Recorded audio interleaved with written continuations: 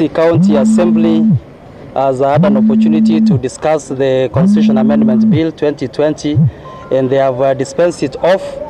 And I want to say that the verdict of that dispensation has been that the Kisii County Assembly has actually passed the Constitution Amendment Bill 2020.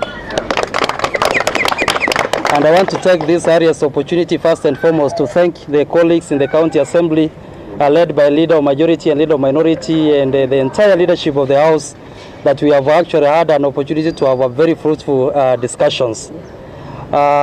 Members of the press, is also important for me to say that what has transpired in the Assembly this morning is that members of the County Assembly, in the context of their discussions, have been able to establish that there has been quite a lot of myths and misconceptions about the BBI document, which is giving rise to the Constitution Amendment Bill, and that much of information that is in the public domain is not actually a representation of facts, and they have been able to dispel those misrepresentation on the floor of the House. And therefore, I'm happy that His Excellency the Governor has also joined this press briefing. And Your Excellency, what we members of the County Assembly were requesting in the context of the deliberations is that moving forward, as we sensitize people on the matters to do with the BBI and the Constitution Amendment Bill, that perhaps people at the public domain are taken clause by clause so that those myths and misconceptions are actually dispelled. It is only in that context that we will be able to have a very clear civic education, so that before we go to the referendum, members of the public are actually very much clear on the content of that bill. I'm happy to note that we have agreed with the County Assembly that, notwithstanding the fact that they have passed it this morning, we will continue the public participation process while awaiting the formalization of a broader public participation once this document has been given the green light. As a county government and also as a governor, this document is going to give immense resources to the counties.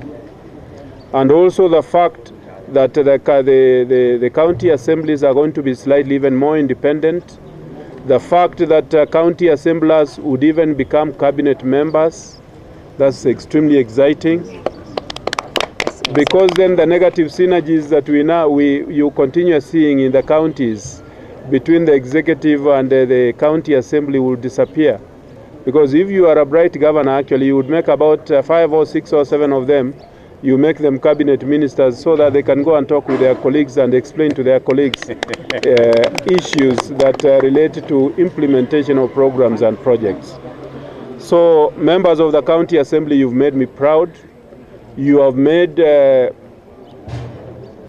Kisii people proud, and you have also vindicated the President and the Right Honorable Prime Minister for having started the BBI, both the initial start of the BBI process and the receiving of the BBI document here in Kisii.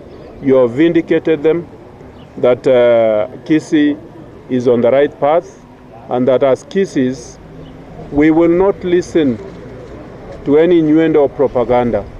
The Kisiis are extremely bright. If you listen to my members of the County Assembly when they were talking here, you think you are in the National Assembly. Because these are extremely brilliant people, all of them.